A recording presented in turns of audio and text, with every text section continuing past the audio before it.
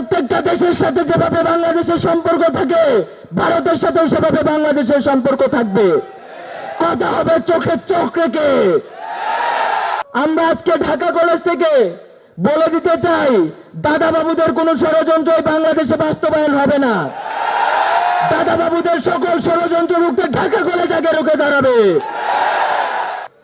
স্বৈরাচারের রক্ত চক্ষুকে উপেক্ষা করে আমরা আজকের এই মঞ্চে দাঁড়িয়েছি।